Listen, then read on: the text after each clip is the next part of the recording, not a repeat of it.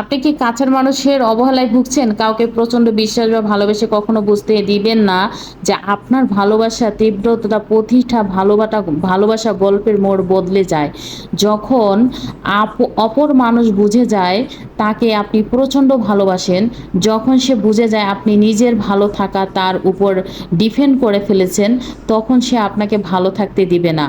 অনেকটা বড়শিতে টোপ দিয়ে মাছ ধরার মতো আপনি বড়শিতে গেঁথে গেছেন, বুঝেই সে বাঁশিটা ঝাঁকাবে, টানবে, আবার ছেড়ে দিবে। সে কিন্তু নিশ্চিত আপনি বাঁশিটা গলা থেকে বাহিরে ফেলতে পারবেন না, আবার ভিতরেও গিলতে পারবেন না। আমরা সহজে যা পাই তার মূল্য দেওয়ার আমাদের স্বভাবেই নেই। শুনতে খারাপ লাগলেও এটাই বাস্তবতা যে আপনার দুর্বলতা কেরিয়ার সম্পর্কে ভালো কিংবা দীর্ঘস্থায়ী কোনোটাই রাখবে না। আমার অবশ্য সাধারণই থাকার পরেও অসাধারণ হয়ে যাই। অবহেলা কখনো মানতে পারিনি। অর্থাৎ আপনি কারো কাছ থেকে অবহেলা পেলে এর বিপরীতে যদি আপনি শক্তভাবে নিজের দুর্বল জায়গা মেরামত করে নিজেকে মানসিকভাবে গড়ে তুলতে পারেন, তবেই ভালো কিছু পাবেন। আর নিজেকে যত সহ্যলভ্য করবেন তত অবহেলিত আপনি হবেন। আমরা এতই অবুঝ যে ইগনোর পেলে নিজেকে পেন দেই। কোনোভাবেই মানতে পারি না যে মানুষটা তো কখনোই বদলাবে না, কিন্তু সে সময় আমি নষ্ট করে মানসিক হচ্ছি। আমাকে কে টানবে? আমাকে বাচ্চাও দেখতে হয়, ঘরও দেখতে হয়, সব কাজ সামলাতে হয়। ব্রেন চেক হলে আমাকে কে দেখবে? আমার অসুস্থ হওয়ার দেখে বলবে, আরে এটাই পাগল হয়ে গেছে, ওরা সাথে থাকায় যাবে না। তখন ভেবেছেন কি হবে? এত সময় নষ্ট করেছেন যে এদের পিছনে গুনেন, শুনেন, ছেড়ে দেন। রবের হাতে ছেড়ে দিয়ে নিজের দিকে তাকিয়ে নিজেকে সুস্থ, পরিপাটি ও হাসি খুশি রাখুন। বিশেষ টিপস, নিজেকে ভালো রাখার ট্যাঙ্কস অন্যর সাথে দিবেন না। এত বড় জুলুম নিজের উপর করবেন না। বিচলিত হবে বা রিয়াকশন দিতে তো সবাই পারে, কিন্তু নবীর থেকে নিজের অ্যাকশন দিয়ে যথাযথ জবাব দেওয়া সে তীক্ষ্ণ কৌশল আপনাকে রপ্ত করতে হবে।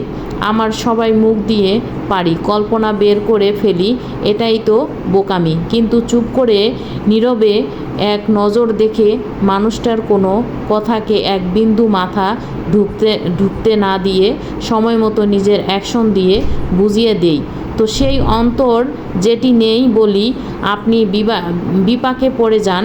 কিছু মানুষ দেখবেন হাসতে হাসতে একটা মানুষকে ভেঙে ফেলার ক্ষমতা রাখে। আপনাকে তাদের থেকে নিজেকে প্রোটেক্ট করা এবং এদের পাত্তা না দেওয়া, এই স্কিল যে কোনো মূল্য অর্জন করতে হবে। নীরবতা হাতিয়ার তো সেই মূল্যবান জিনিস যা সবার মাঝে থাকে না। সবশেষে বলবো, কয়দিন পরে হায়াত ফুরালে তো এমনিতেই মারা যেতে হবে।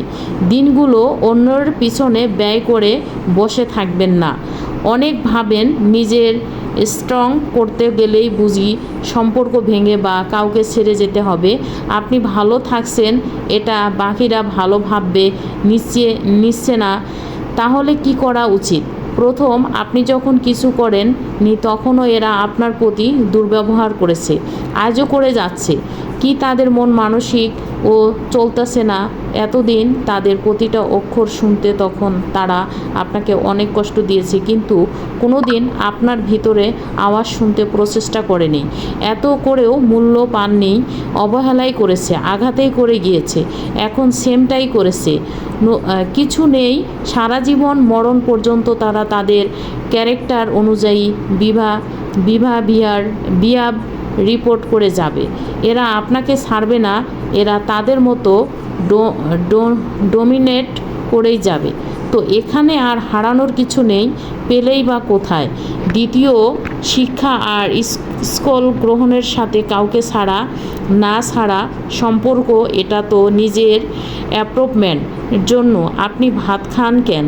অন্যর পেট ভরানোর জন্য নাকি নিজের জন্য? তার মুখে কালো দেখলে খাচ্ছেন না, নিঃশ্বাস নিচ্ছেন না, এগুলো বন্ধ করে নিন। সবাই আমার নিজের বেঁচে থাকার জন্য করি, আমরা নিজেরাই জানি।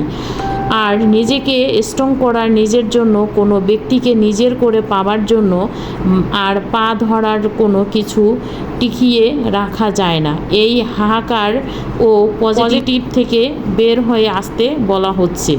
যারা নেগেটিভ তারা সব কিছুতেই সমস্যা খুঁজে পায়, সলিউশন না।